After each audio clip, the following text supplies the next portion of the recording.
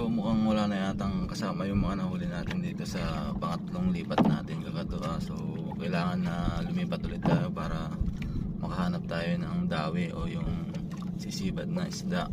So mamaya babalikan ko po kayo. So ito nga kagatua at 8:30 ng umaga na pasado. At ito nga medyo mahangin na dito sa laot.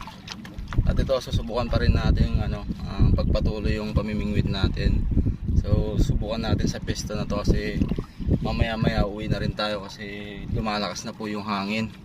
Pag hindi pa po huminto ito, panigurado uwi na rin tayo at medyo mataas na rin yung